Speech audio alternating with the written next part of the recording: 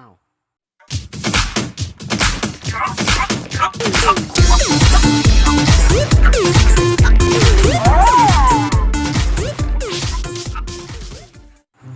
กราบสบายดีน้องๆทุกคนเนาะที่ติดตามช่องตระเกมเมอร์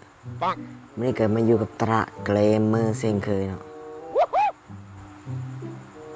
ตาก็บ่ได้อัดคลิปฟรีไฟมาโดนก็เลยมาอัดซะเดี๋ยวFC 200 คนจะยกเลิกการติดตาม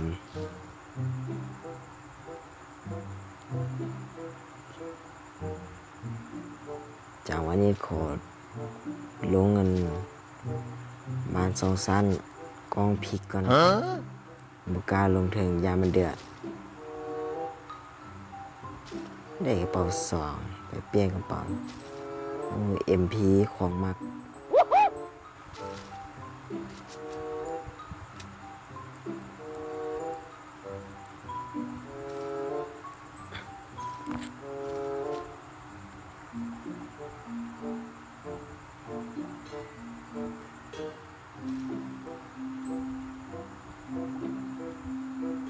จังไดก็ขอฟาร์มก่อนเนาะใจเย็นๆคือนำโลกไก่ข้าวขดาโอ้เก็บเสียงนี่นอแผนตาเก็บระเบิดกำดัง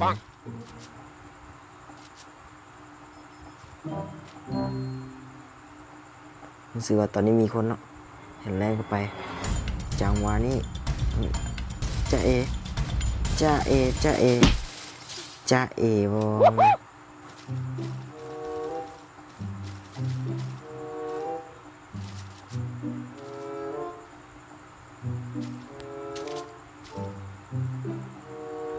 โอ้เกือบนะ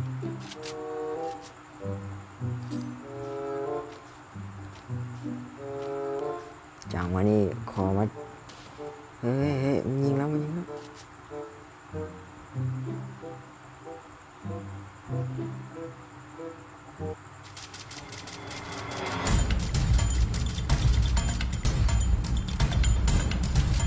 ขอมีการหัวมือเนาะ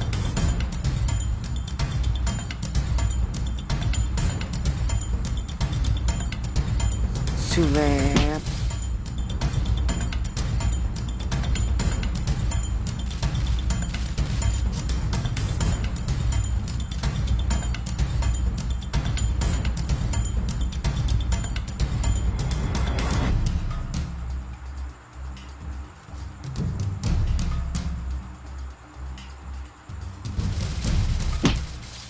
จังไดล่ะบักคำ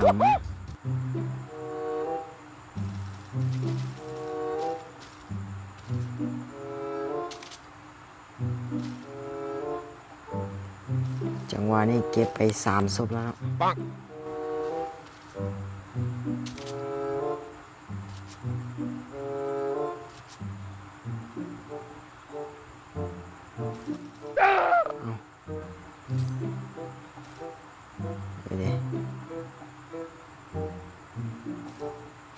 เอาไม่ยังเก็บเครื่องมาได้5 ขวดอะขอจับระเบิดไปเก็บเลยนี่ดีได้ละ5 ขวดนี่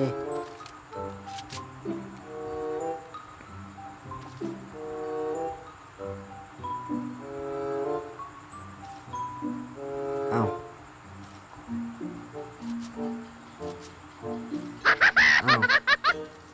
เปลี่ยน M4 มาได้กระยาเนาะ AK ไปก็ได้เดี๋ยวขอวางระเบิดก่อนเผื่อมีหมามาเยี่ยมจุ๊บแล่แล้วไหมเอาจวดแล้วไหม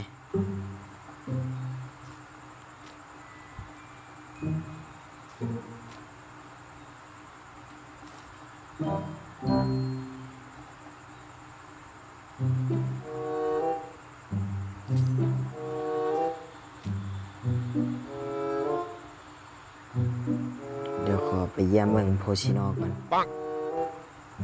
น่าจะมีคนไอวอกับบ่มี ายสลิงคาโคดะแม่นขดไวขี่สลิงแซดพัน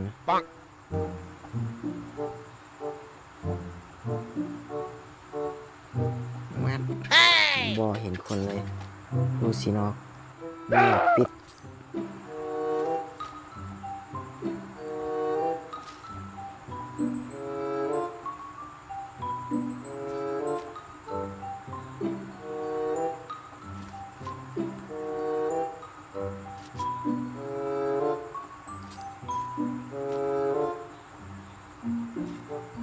ไปใส่ไปว่าคนนี่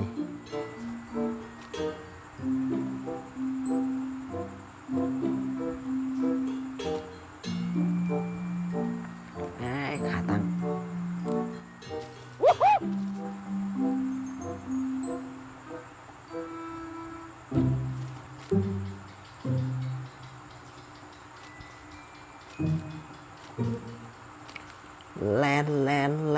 แลนคือไอ้ตูน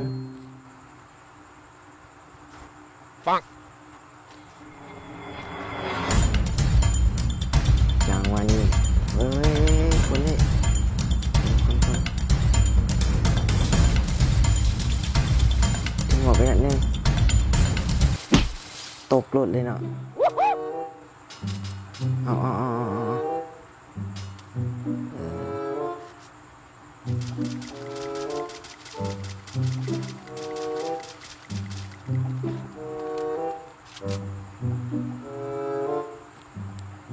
จังวันนี้มีคนอยู่ถึงเนาะเราก็ต้องเก็บเราก็รอถามออกมามันไหวแท้ MP บนเอลเมนไอวอเนาะ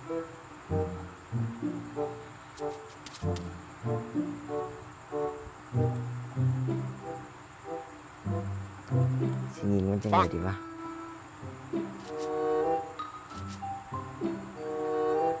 มันกระถาดักเอาเลยไหม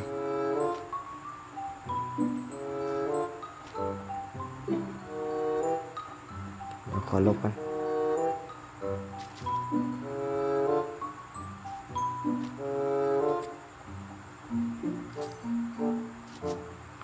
ต้องยูเทิร์นกันแน่นอน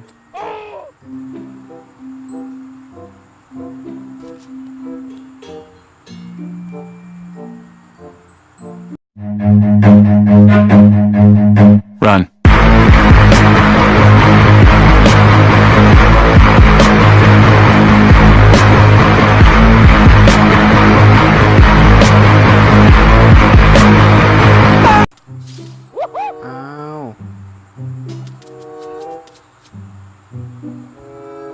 You say what?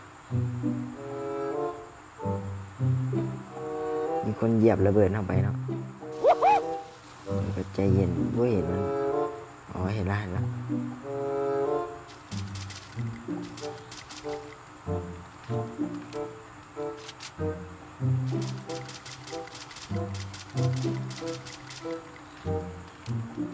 ได้คิวฟรีเนาะกับฟรีน้องใส่ระเบิดขอเป็นเพื่อนเฮาโบเป็นจังหวะนี้เฮาก็อยากเป็นเนาะ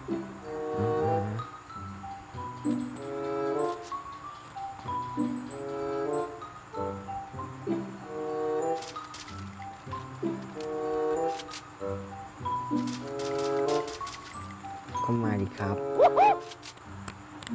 ไอวอลบ่มีเซเลบฮาคอดะ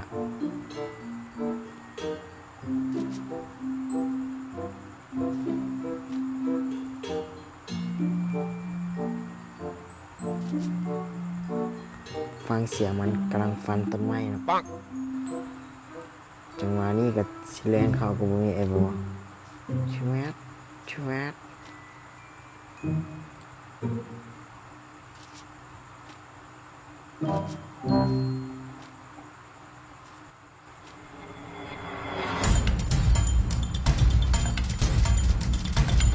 เกือบดาวแล้วจังหวะบุกแม่เลยนะ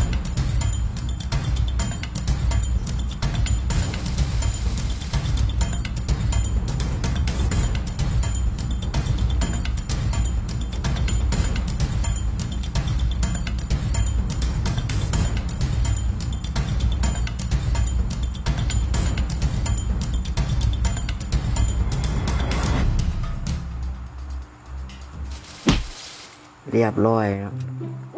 คือการล่อเนาะจังหวะนี้คนเบิ่ง14 คนแล้วโอ้ยสบาย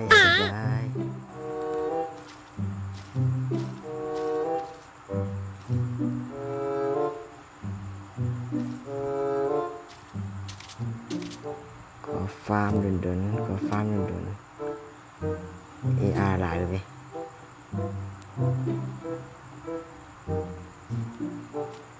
ปืน SMG อยู่ซ้าย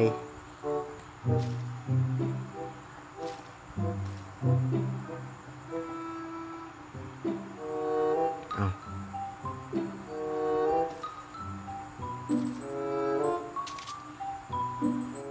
ขอวางระเบิดกันเนาะ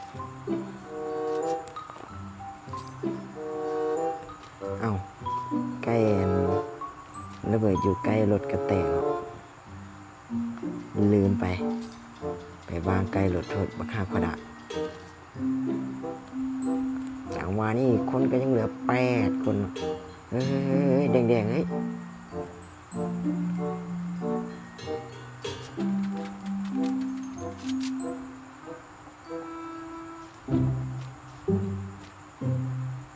จังหวะนี้กำลังว่าจะเจอคนเนาะ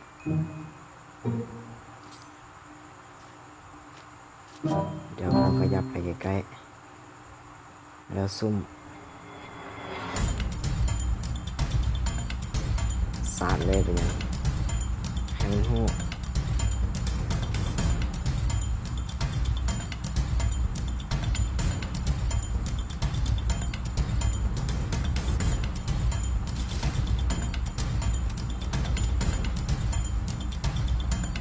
จังไว้ครับเป็นเพจเข้าหัวเป็นนัดนึง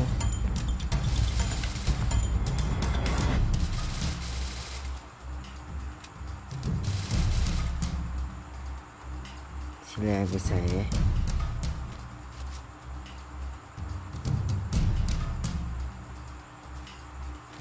เอา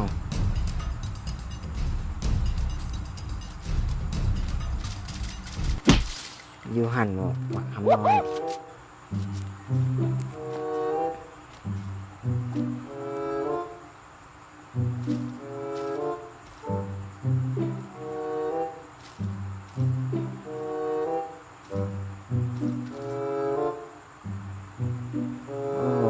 SMG มีเลยเดี๋ยวขออัพก่อนเฮ้ยจังหวะนี้เห็นคนนะจังหวะนี้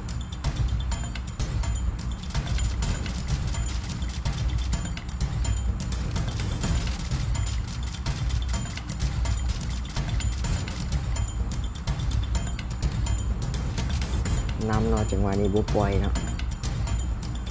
แต่ไม่หลุดมา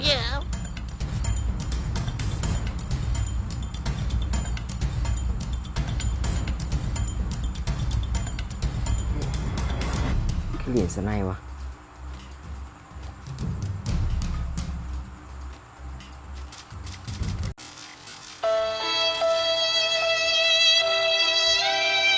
อ้าว